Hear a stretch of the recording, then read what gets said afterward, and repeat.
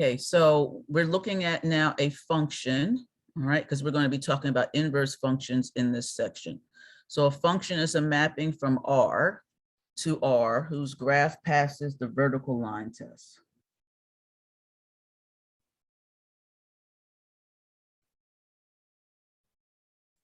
All right, so what does that mean? Well, let's take, I'm going to get two pictures.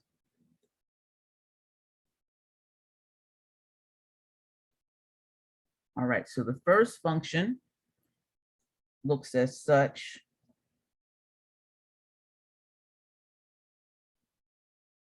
And the second function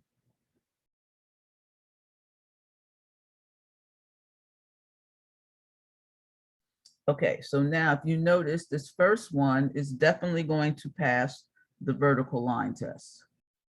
All right, so if I take a line and draw it, go straight through. All right, so this line intersects the function in only one location. So this is a function.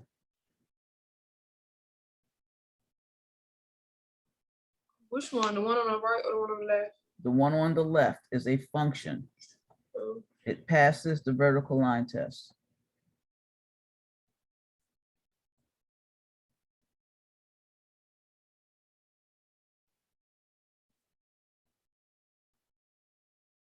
Okay, now the one on the right, as you can see, if I draw a line,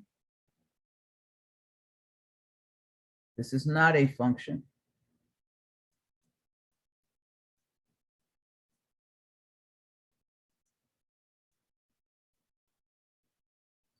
Okay, this fails the vertical line test.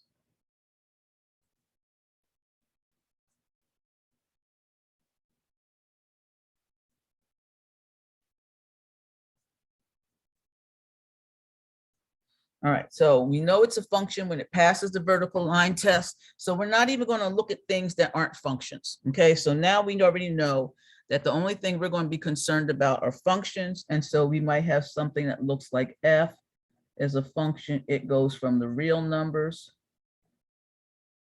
to the real numbers. And then it's defined by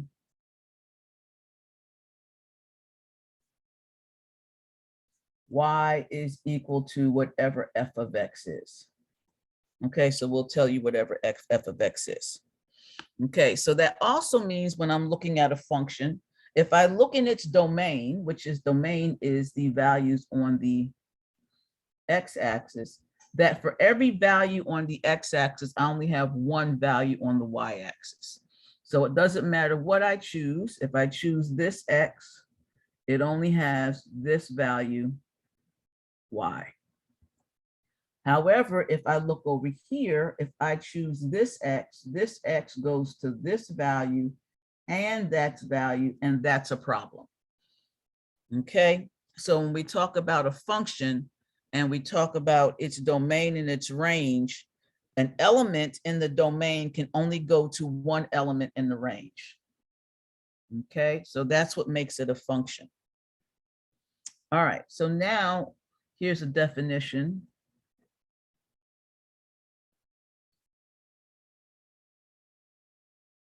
We say a function, f of x, is 1-to-1. Okay, so that's the definition I want to define. Sometimes you will see it written as 1-to-1. All right, if anytime the two y values are not equal, the x values are not equal either. So if f of x1 not equal to f of x2 implies x1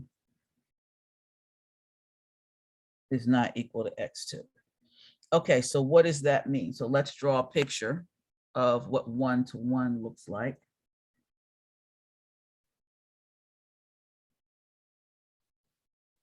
All right.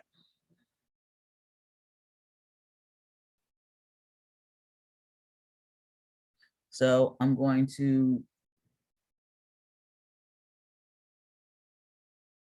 This is going to be my domain. And then over here, it's going to be my range. Okay, so now I'm going to choose elements over here. X1, X2, X3, X4. And then I'm going to choose elements over here, Y1, Y2, Y3, Y4. And now I'm going to take each X and send it to one Y. So I'll send this one to Y2. I can send this one to here. I can send this one down here to this one. And then I can send this one up there. Okay, so this function is indeed one-to-one. So this function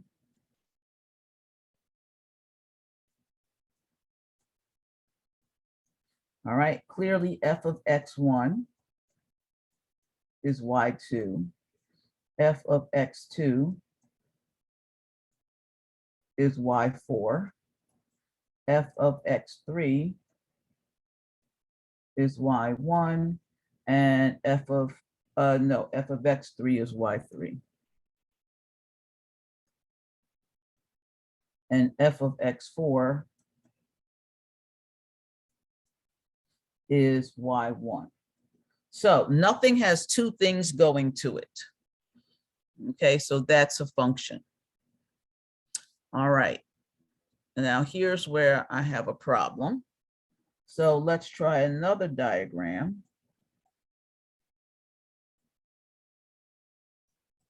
So in this diagram, I'm going to have x1, x2, x3, and x4. And then I'm going to have my range over here, z1, z2, z3, and z4. And so now I'm going to take x1, I'm going to send it to z1. I'm going to send x2 to z2. I'm going to send x3 to z3. And then I'm going to send x4 also to z3. So now this is not one-to-one.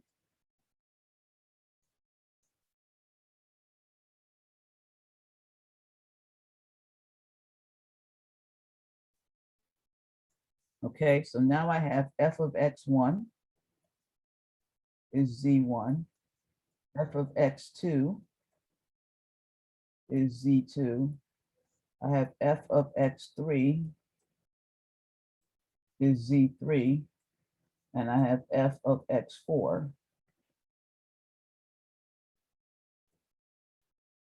is z4.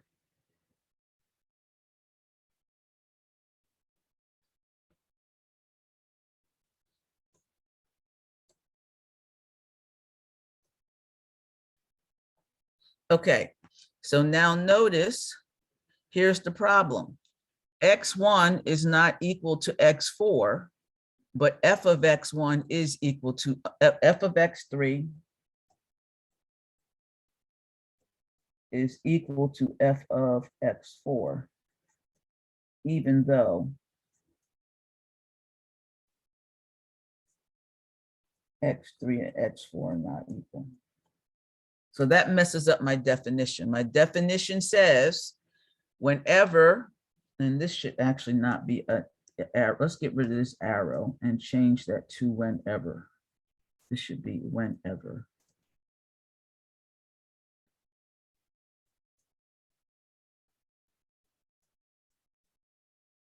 That's the way I want it written. Okay.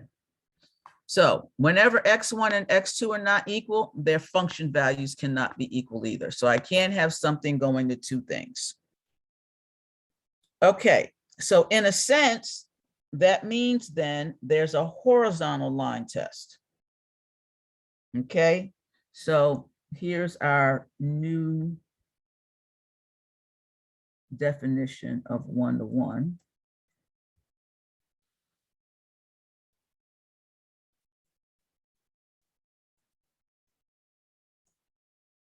A function f of x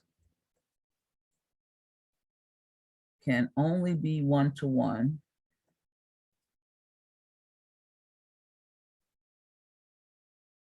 all right, if it passes the horizontal line test.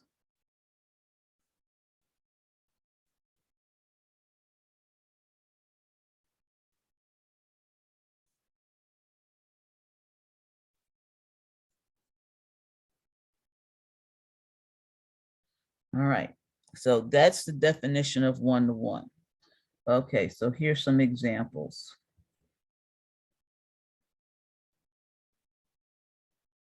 All right, so the first one, f of x just equals x. Nice, simple one. Okay.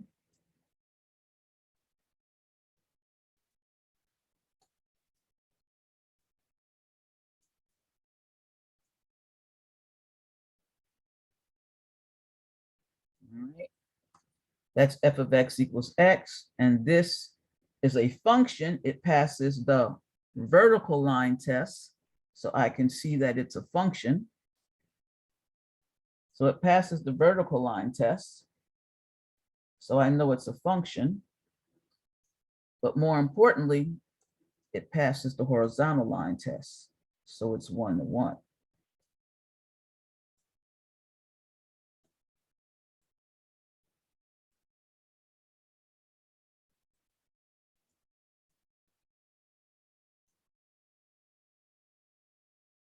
Okay, 2. F of x equal x cubed. Okay, well, f of x equal to x cubed.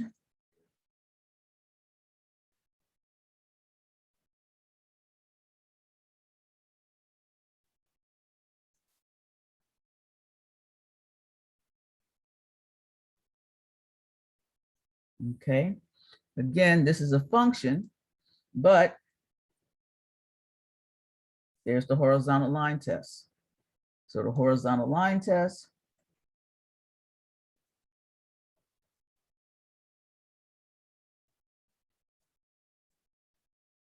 so with this horizontal line test, I can show that both f of x equal to x and f of x equal to x cubed are one-to-one functions.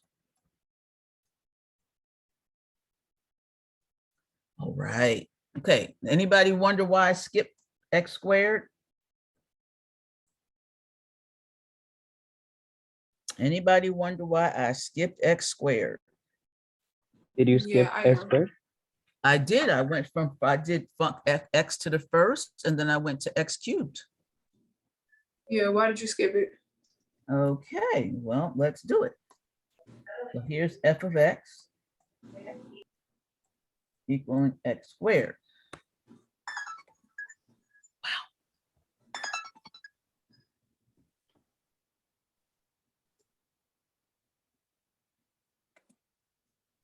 Okay, so f of x equal x squared looks like this. Oh, it don't pass the horizontal line test. That's why. You got it. Hurry, Ayana. Okay, so this is f of x equal x squared. So this one, this one fails the horizontal line test. But my question is, how did you know that without doing a graph? Because there are two functions and two functions can go into one. That's why it doesn't pass the test. Well, actually, that's right. Because f of x equal x squared itself is a function, but it's a symmetric function. So that means whatever you have for x, you get the same thing for the opposite of x. So therefore, it goes straight through. If by chance, so I'm going to show you some other ways to determine whether or not it's one-to-one or not. Okay. So this one is not one-to-one. So f of x equal x squared is not one-to-one. Okay. All right. Now we can make f of x equal to x squared one-to-one if we only look at part of the curve. So let's go to example 4 and let's take f of x equal to x squared, but now I restrict x between 0 and infinity.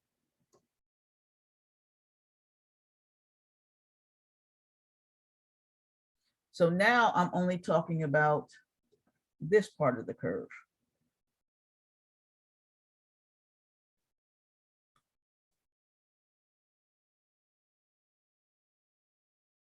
So in this part of the curve, you can see, so f of x equaling to x squared on this particular interval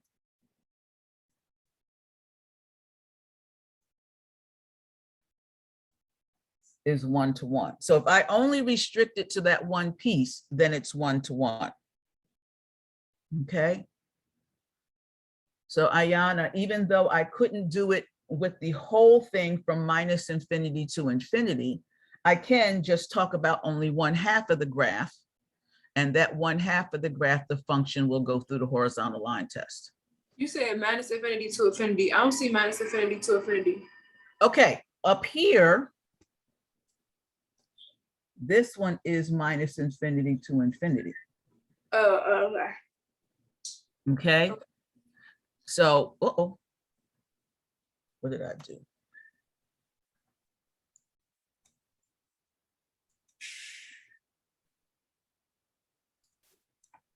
Okay, so that one is minus infinity to infinity.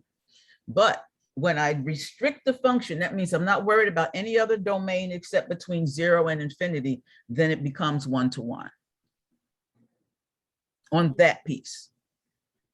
Okay. So now here's the big deal. Okay.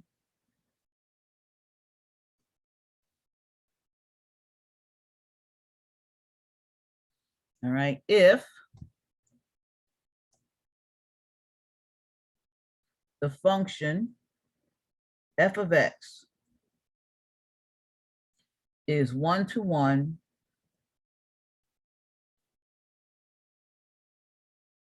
on an interval,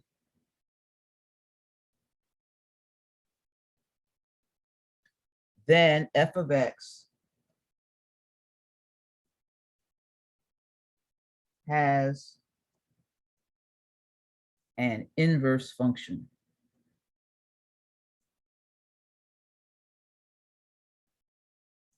Okay, and that inverse function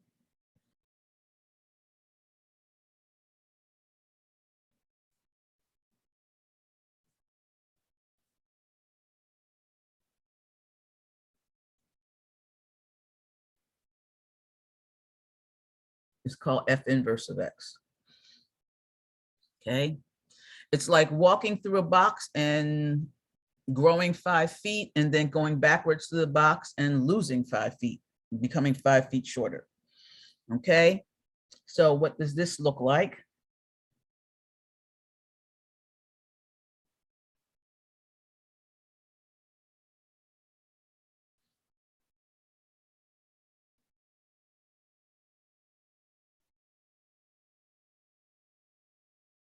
Okay, so I have x1, x2, x3, y, z, and w. So f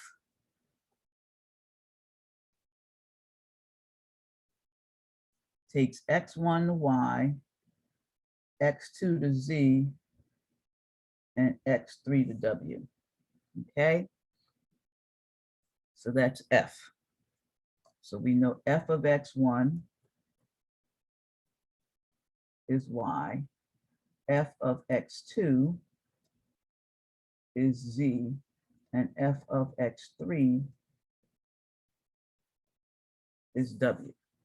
Now this function is 1-to-1. That's because everything over in the range only has one thing coming to it. So that means the inverse function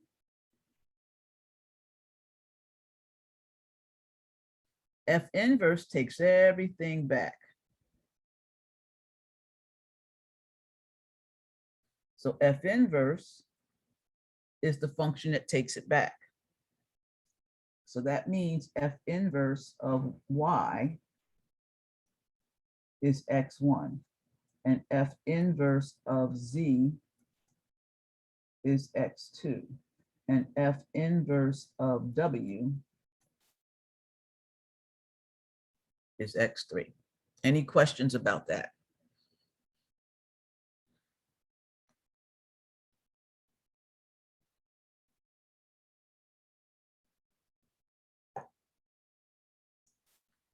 It is true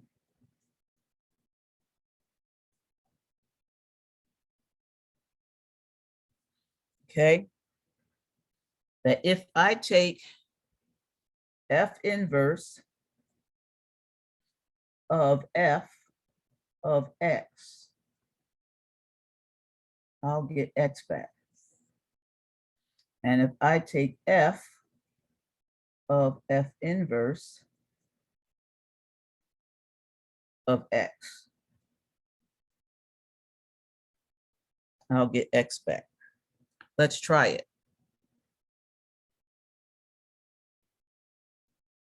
Let's find F of F inverse of F of X2. So I have F inverse of F of X2. Well, let's deal with F of X2 first. So that says it's F inverse, and F of X2 is Z. So that's F inverse of Z, but F inverse of Z is X2. So I had X2 in here, and I get X2 out. What I put in, I got out. Let's try a different one. Let's try F of F inverse of W. That's supposed to be W. Okay, we got 1 minute left. That's supposed to be W. So that's F of, well, what's F inverse of W? Well, let's go back and look. F inverse of W is X3. So that's F of X3. But F of X3, oh, that's just W. So what I put in came right back out. Okay, so that is what happens with inverses. Okay, so what we're going to start tomorrow, and we're a little behind because I spent so much time on the syllabus, but it was important. So where we're going to start tomorrow is given a function y is equal to f of x. All right, where we know that f of x is indeed 1-to-1.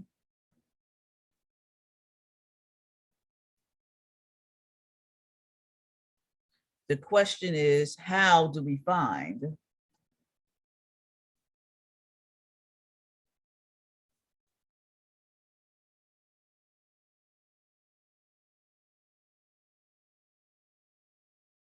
the inverse function? Okay, so the question is, how do we find the inverse function? So tomorrow at 1:30, we meet at 1:30. We are going to not only find the inverse function, we're going to find the inverse function of some trig functions, and then we're going to start to do some calculus with these inverses. Okay, do some stuff with the inverses. All right, so our next section, what's our next section? Our next section is derivatives. So we're going to be doing derivatives of inverses. Okay. So tomorrow we're going to be able to calculate the derivative of an inverse function and recognize the derivatives of the standard inverse trig function. So we're going to be working on that tomorrow. Okay, any questions?